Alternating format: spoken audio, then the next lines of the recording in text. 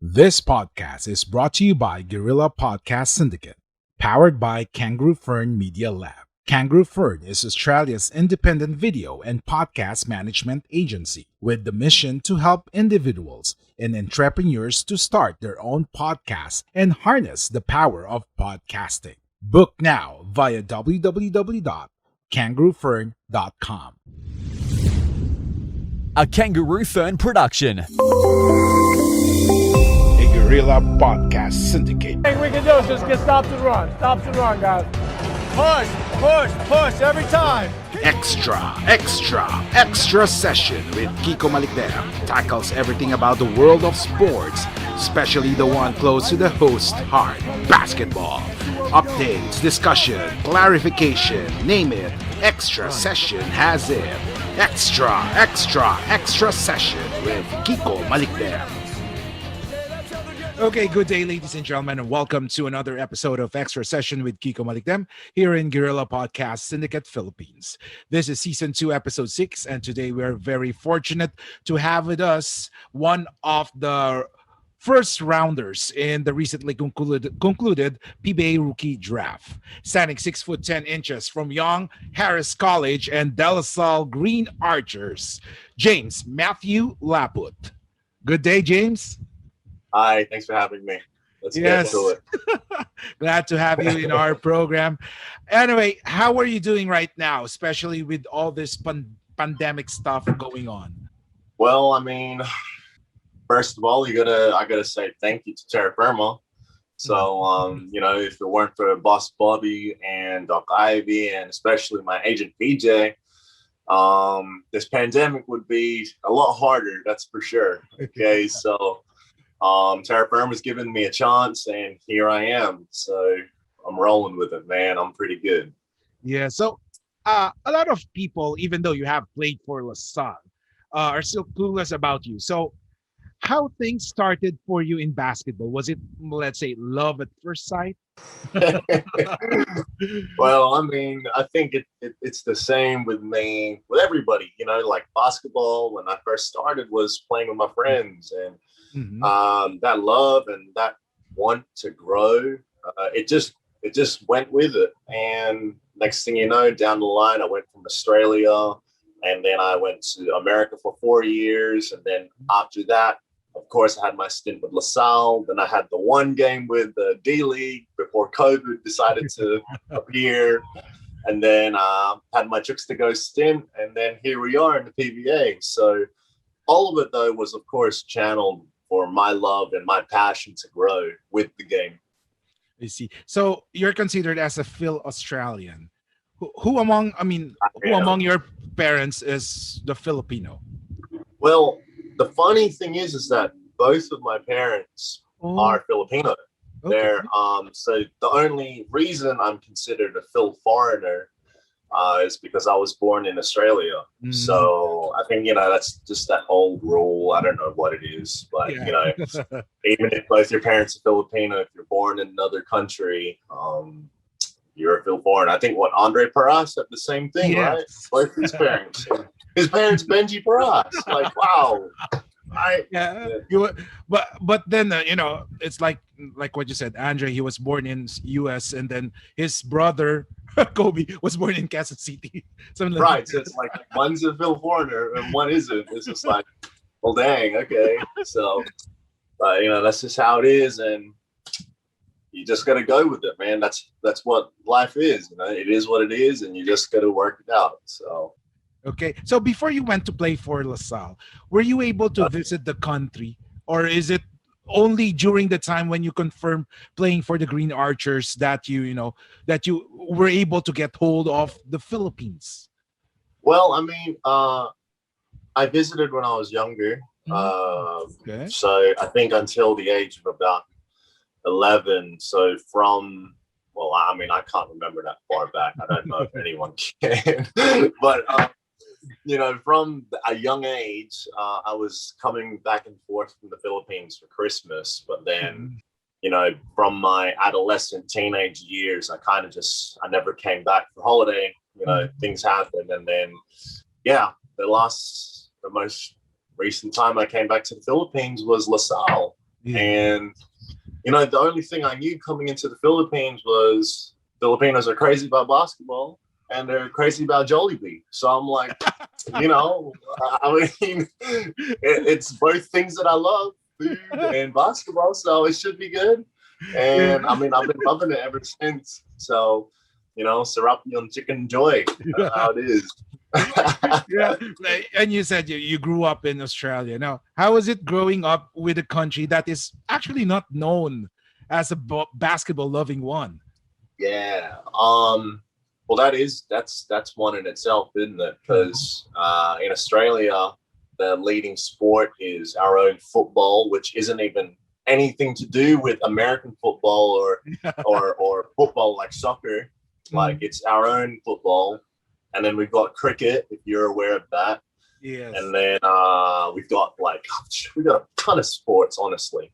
And basketball at the time growing up was like 5th, 6th in the popularity list. Mm-hmm. And then it's only just now picking up steam because, we had like LaMelo Ball in the league and we had James Ennis, who's in the NBA now. We've had a bunch of great players. Mm-hmm. But I mean, that's just now. So yeah, growing up in Australia, I mean, basketball, it really was. It's just like you did it for fun.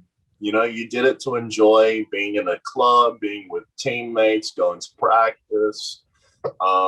Whereas I guess, in the States, it's like, we're breeding you to become the next LeBron James, kind of thing. So in Australia, it was a bit more laid back.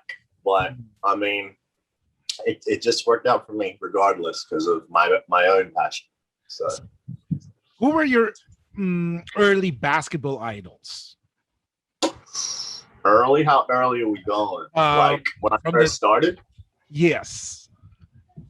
Okay, for sure. When I first started, like Shaquille O'Neal was definitely one because he was on the cover of what I think it was NBA 2K.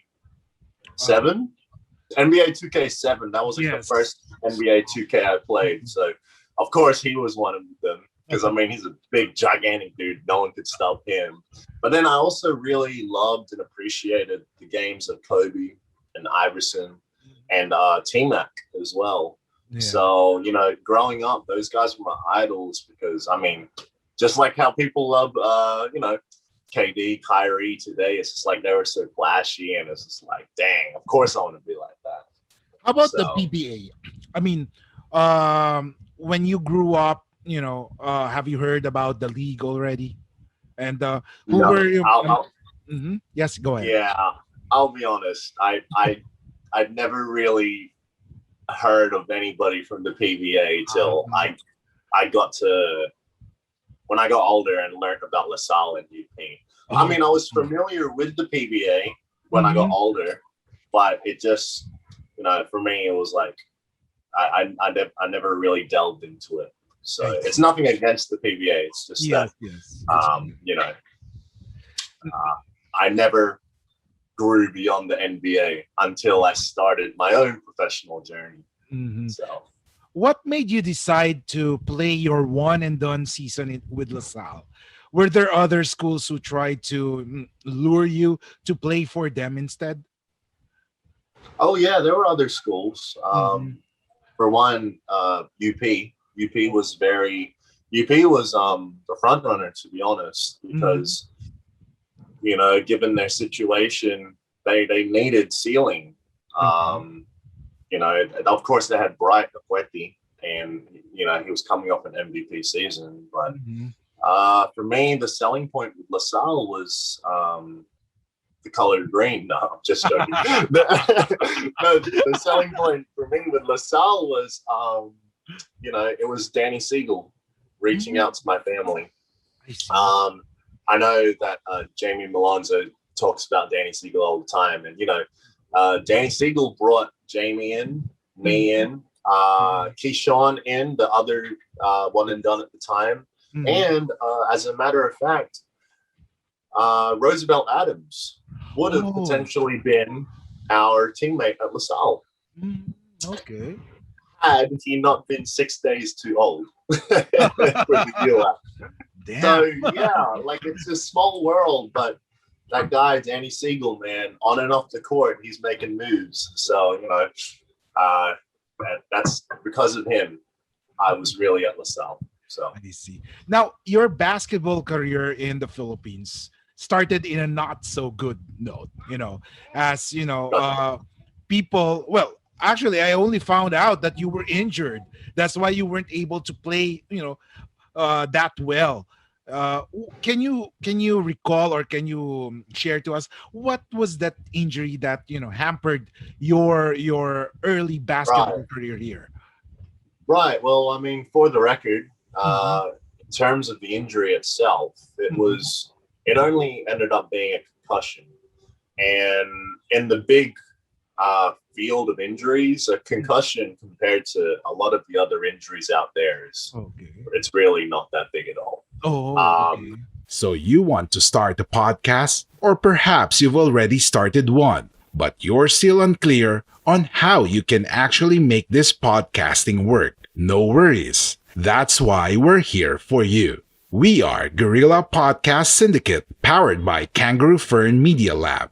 Join our network. Contact us at info@kangaroofern.com, because we're stronger together. for me, the only reason I had been kept out of the whole second half of the UAP, minus I Mhm. think the last game, was Mhm. because of concussion protocols. And you have to follow protocols. Yes. Otherwise, there'll be really bad side effects. So, of Mhm. course, me learning to become a professional, of course, I had to follow the protocols. And I see. yeah, that essentially was it. My injury. No, I didn't break my back. Okay, like what everyone says I did. Yes. All right. No, I didn't get decapitated. Okay, I still have a head. All right. All that happened was that I had a bad landing, and then off a dunk that I made. Yes. Okay, I made the dunk. I had a bad landing, and I ended up having a concussion. I And see. because of the concussion, I wasn't allowed to play, even though I was walking, Mhm. jumping, running. I wasn't allowed to play. I You see. know? And then you played in the United States for the 4 years in college. What was the Right. difference of basketball there uh, compared to the UAAP? Let's see. Well, for one, the UWA, the UAP, Yes. um, it was a different speed. I would say that for sure. Mhm. And I would, to be honest, say it was more physical.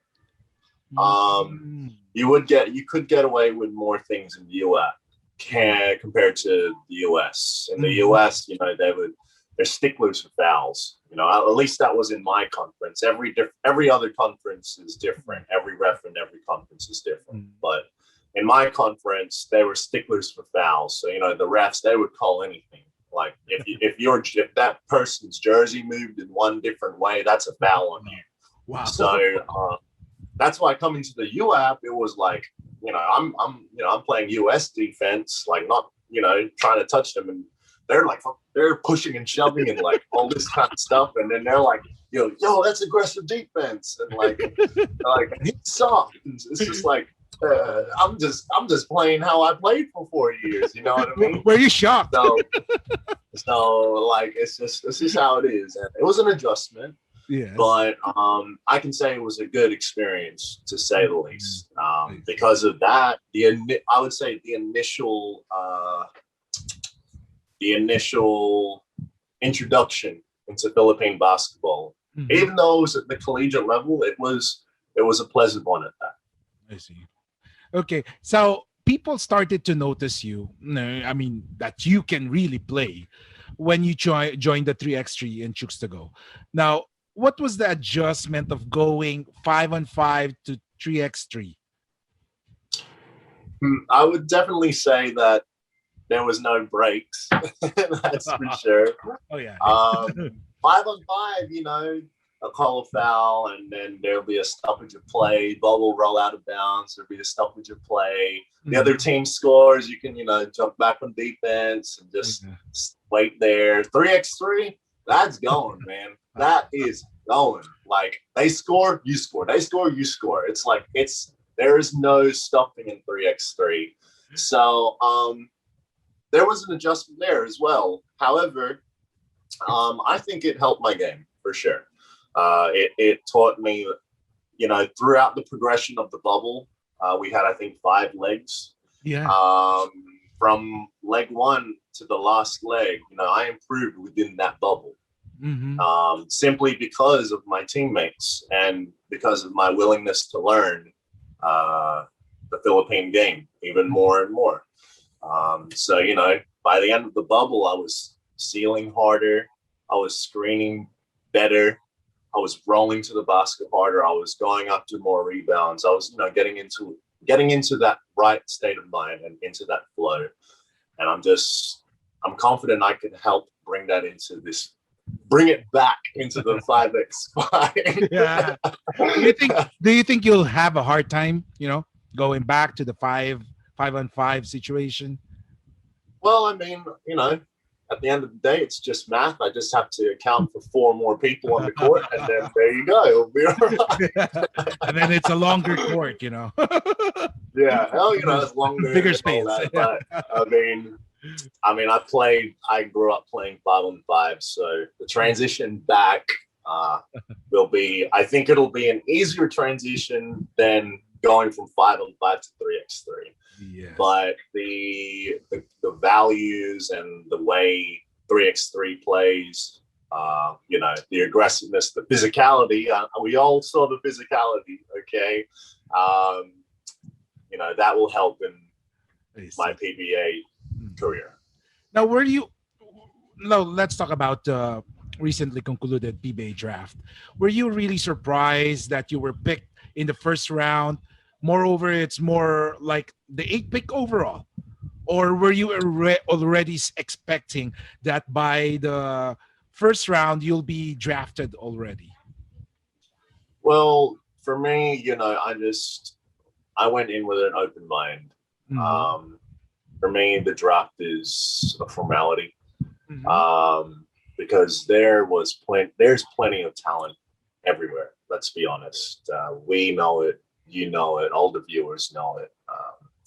There's talent everywhere, in every pocket, every corner of the Philippines. There's talent, and I know that there are people in that draft that should have gone higher or lower than what they did. So for me, the draft is a formality, but being picked in the first round was an absolute honor.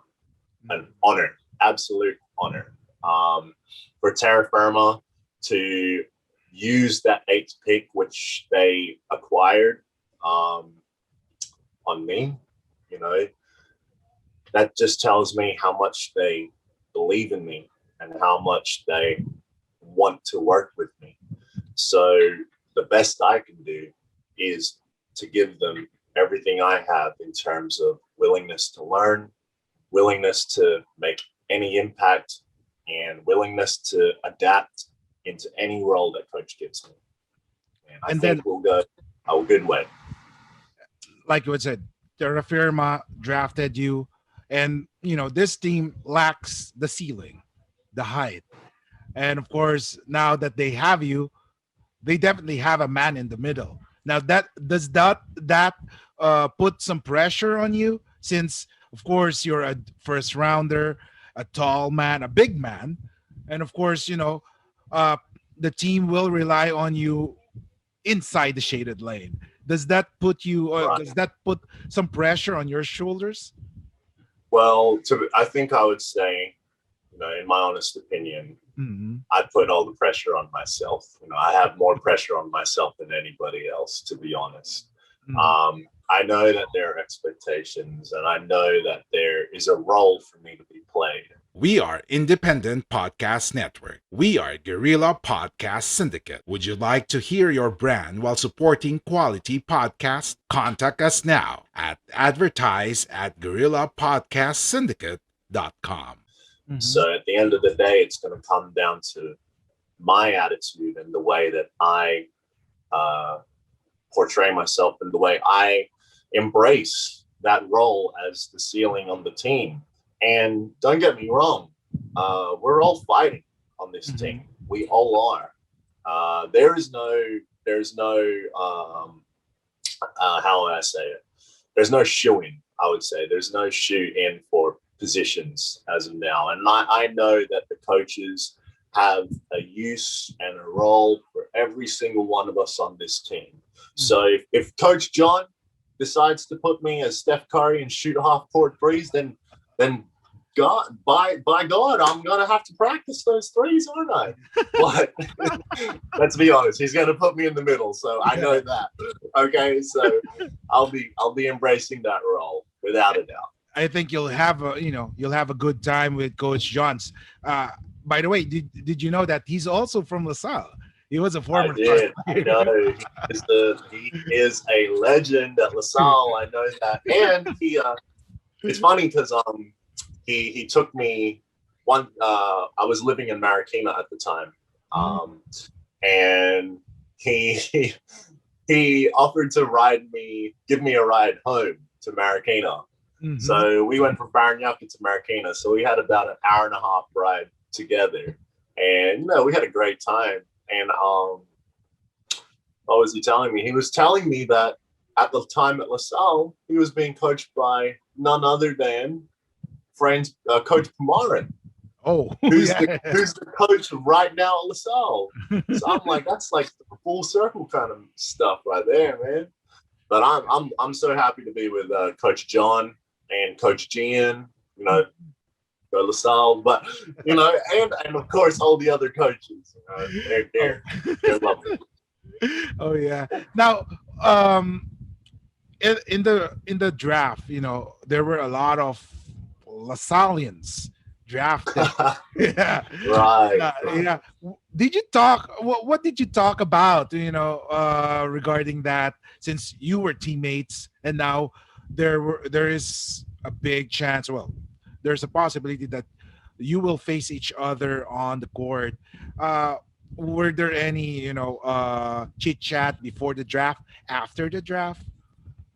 Oh yeah, there was plenty of talk before the draft. And then after the draft, it's like we never knew each other. I'm just joking. I'm joking. No, we're all really proud of each other. After all, we all went to the same college, and we're all really, really happy that we're all at the professional level trying to make our mark. And even the ones that I haven't played with, like Santi and Josh Toralba, I never played with those guys. Those guys were before me, but those Animo roots, man. We know the grind. We know we went through the same hole, and we carry the same green blood, and we're rooting for each other, even though we're probably gonna punch each other on the court. But that's how it is.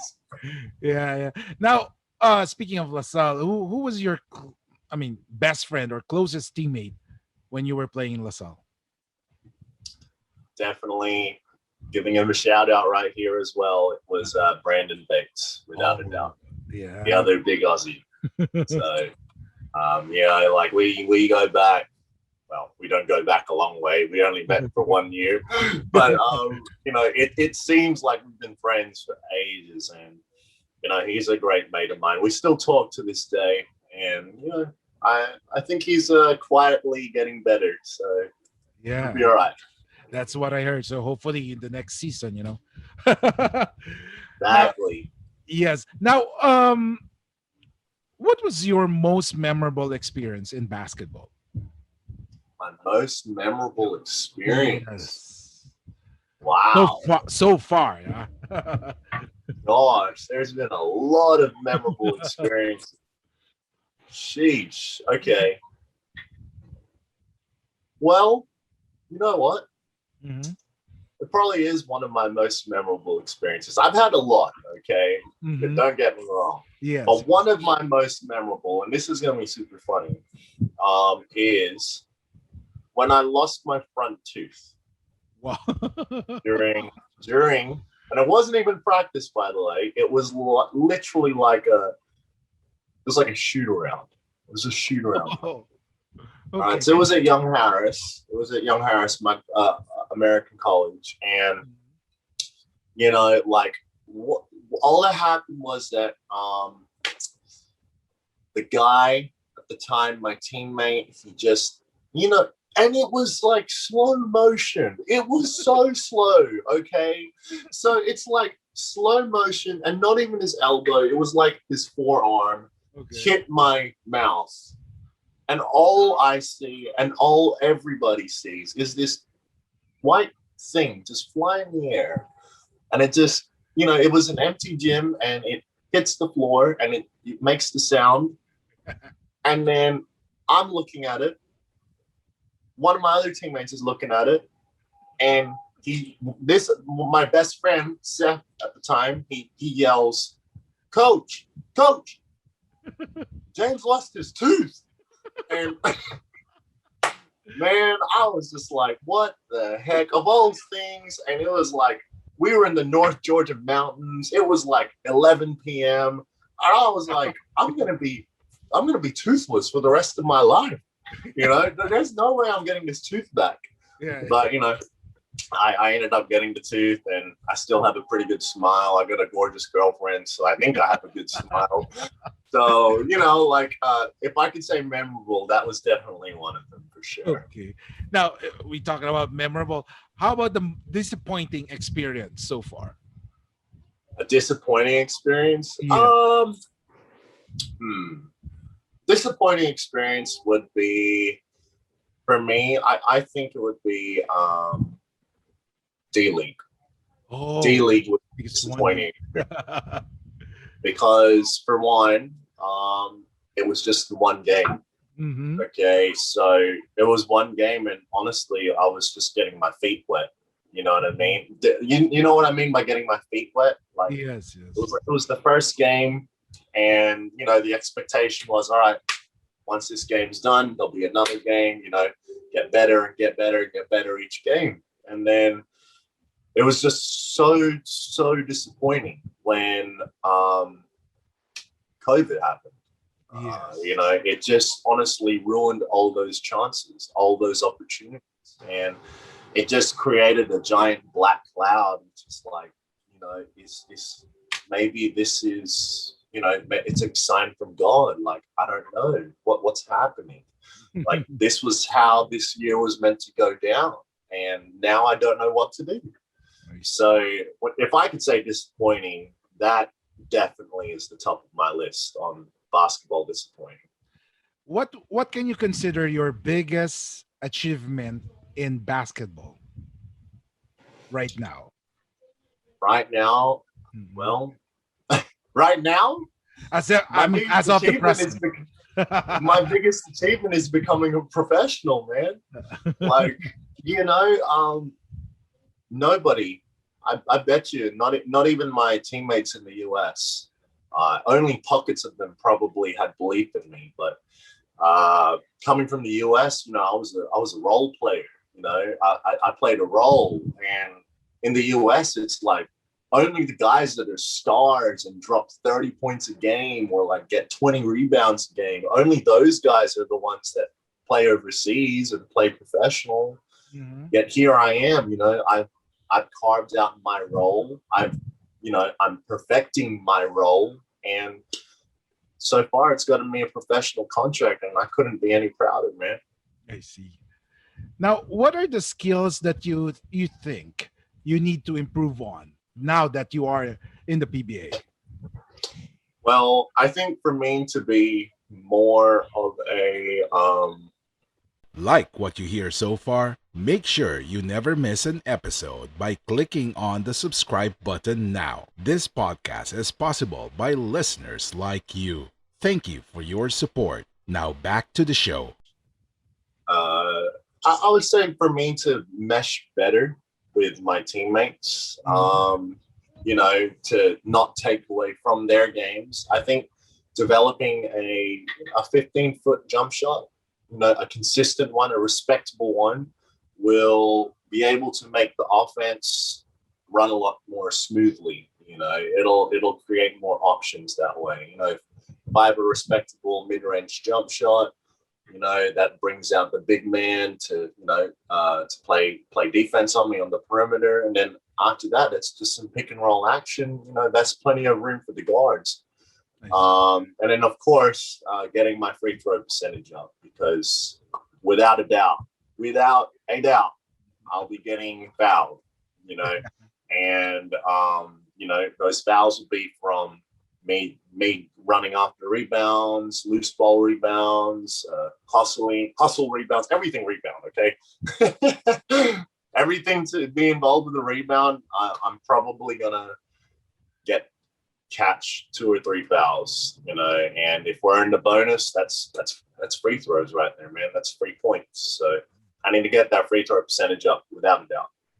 Speaking of free throws, you know where this is going. Yeah, in the 3x3, you were shooting with one hand. Is that really Right. how you shoot free throws, or are Well, you trying to experiment something? no.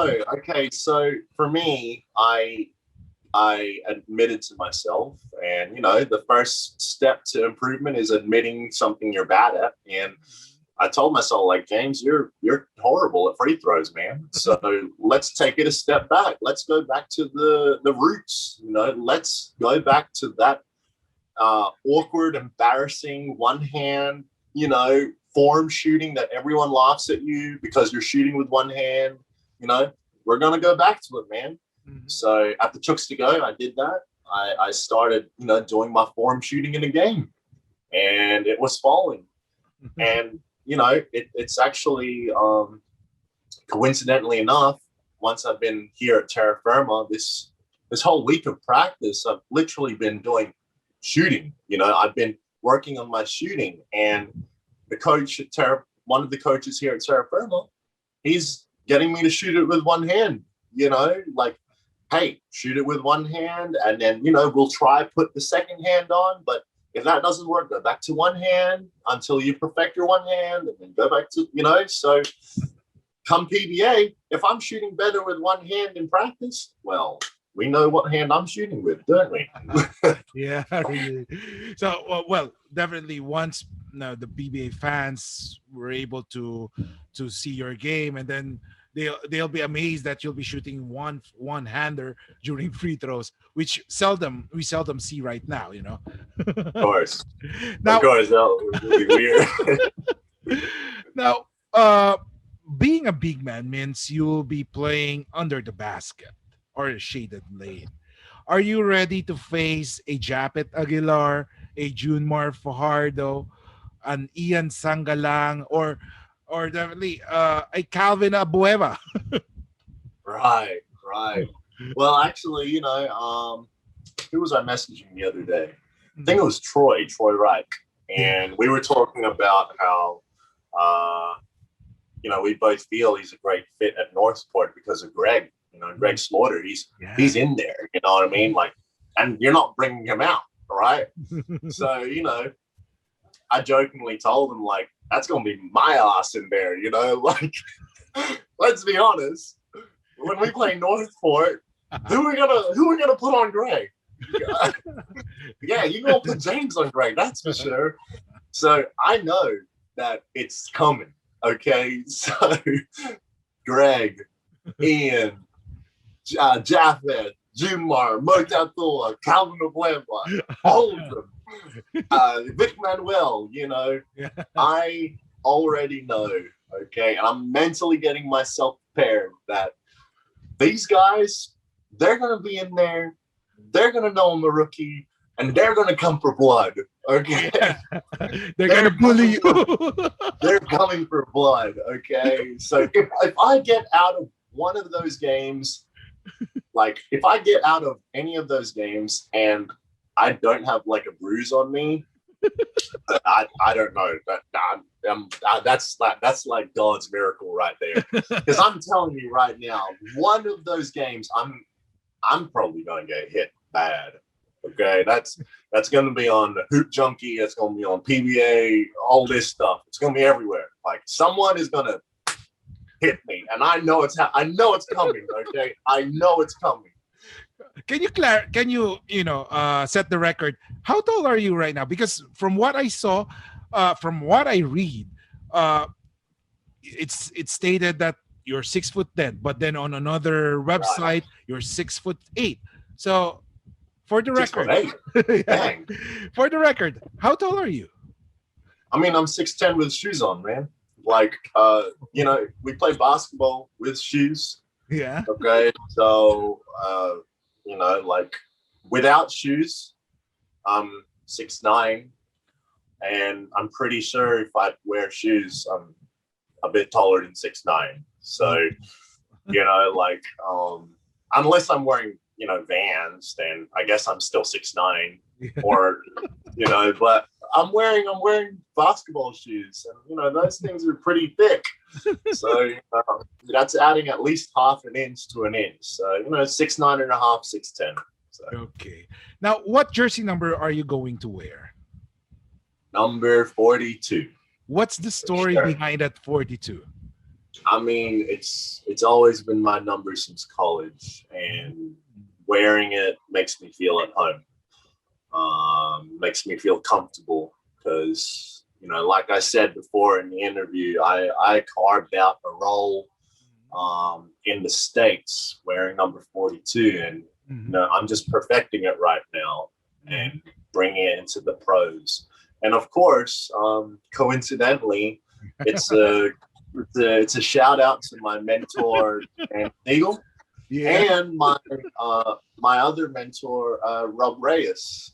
Both of those guys have made such an impact in my life, and it's just one of those coincidental things, and I'll take it as a sign that, hey man, 42. Yes, I was about to say that. 42 is also the number of Danny Siegel. Now, Yeah. we'll have some questions before we end this. This interview. I'll have some quick questions. Tell me the first thing that comes to your mind. Okay. Okay. Favorite Filipino player. Jumar. Favorite NBA player. LeBron. Okay. Favorite team in the NBA.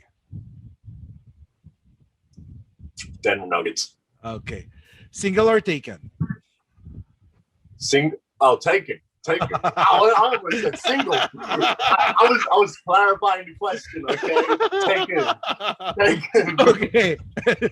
Now, player that made you say wow in college.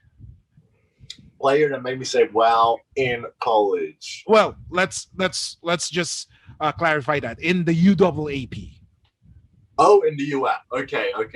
Mhm. Player that made me say wow. Yeah. Oof. That's hard. I'm gonna say Richie Rivera. Richie. Oh yeah. Also a former Lasalite. Yeah. Now, the worst injury that you had. Concussion. Okay. Favorite Filipino food.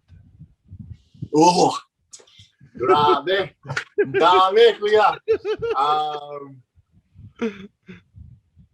Binagoon. Wow, that's good. How is it like playing in front of the big crowd? I love it. Your Is that a parents, quick question, or is that on? well, you can expound on it. Okay, love it. Full stop. Love it. Period. What was your parents' reaction when you told them that you'll be putting your name in the PBA draft? Excited. What was their reaction when they found out that you were drafted in the first round? Tears of joy, for sure. Okay. Now, what do you want? Good defender or good scorer? Alongside me? Yes. No, I mean, if given If a I was chance. if I was like a GM, if I was Yes. a coach, Mhm. good defender. Okay. If we were about to check your gym bag, what thing would we see inside your bag that would surprise us?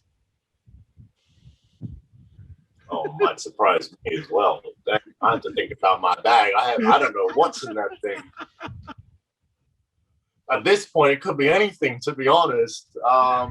What will surprise you? The smell. It smells bad. Like it hasn't been cleaned. So like that surprises me. So what more someone else? Yes. Okay. Now, do you have any message to your supporters, your family, your friends, and of course, to the people who look up to you? Well, I mean, first to my family, thank you for always being there. Thank you for always showing me the love and supporting me. I just hope that I can bring it back to you in time. To my amazing girlfriend, Candace, I love you so much. You know that. And I appreciate you so much and your family. To my agent, PJ Polaris, man, you're the guy behind the scenes, man. You're the man that makes the magic happen. Okay, so keep doing you, man, and I'll keep doing me, and we'll be great. Thank you. And then, of course, my newfound family. Oh well, I'll get to that one next.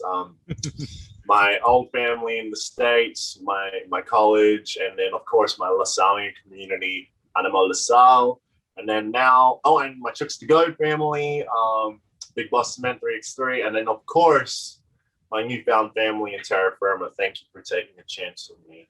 And to all the fans out there in PBA, Terrafirma, NBA, whoever's watching, I'll just have to say three words. Magtiwala sa proyekto. Okay. Trust the process. Don't trust the project. Magtiwala sa proyekto. Oh, yeah. So hopefully, cross our fingers, everything will be fine. Yes, boss. Okay, so thank you. That wraps up another episode of Extra Session this week. And I would like to thank, first of all, our guest, James Laput. I wish you success on your basketball career. And of course, hope we can do it again soon. And of course, thank you also to PJ Pilares and the Titan Management Group, TMG, for this opportunity for us to interview James. And again, to our viewers, supporters, listeners, this has been Kiko Malikdem, and in behalf of the Guerrilla Podcast Syndicate Philippines, games are always exciting if there is extra session. Thank you. Thank you for listening. Make sure to visit our website at www.guerrillapodcastsyndicate.com, where you can subscribe to the show in Apple Podcasts, Google Podcasts, Spotify, Stitcher, or via RSS, so you'll never miss a show. While you're at it, if you found value in this show, rate and review this podcast and share it with your friends.